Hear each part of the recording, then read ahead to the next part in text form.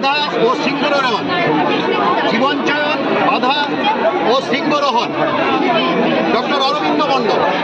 আমরা জানি মানুষ যখন এগিয়ে চলে সামনে, যখন সামনের দিকে তার ভাবনা চিন্তাকে পর্বতের আরোহণের দিকে সামনের দিকে উচ্চারিত হয়, যখন এগিয়ে যাওয়ার চিন্তা ভাবনা করে, তখন এই রকম একটি বই ডক্টর অরবিন্দ মণ্ডল তার নিজস্ব চিন্তা থেকে, তার আবেগ, তার ভালোবাসা, তার প্রতিবাদ, তার সৃজনশীল কলমকে যখন সামনে নিয়ে আসার প্রয়াস দেখায়, তখন আমি সুশান্ত ঘোষ আজকে এইরকম একটি বই আনন্দ প্রকাশনের 507 নম্বর স্টলে উদ্বোধন করার যে প্রয়াস, সেটাকে আমি সাধুবাদ জানাই।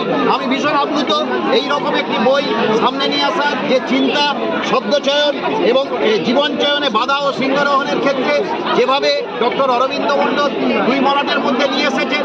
আমরা জানি যে কোনো প্রতিবাদমূলক চিন্তা, প্রতিবাদমূলক ভাবনা কোনোটাই রাজনীতি বা সমাজ সচেতনতার বাইরে থাকতে পারে না।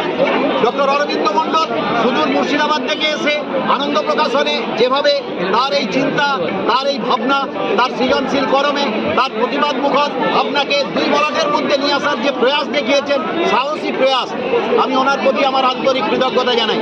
এইভাবে যদি কলম মানুষের সামনে সৃজনশীলভাবে এগিয়ে যায়, তাহলে নিশ্চিতভাবে মানুষের ভাবনা, মানুষের চেতনা, মানুষের বিভিন্ন দিক আমাদের সামনে আসবে, উন্মুখ হবে।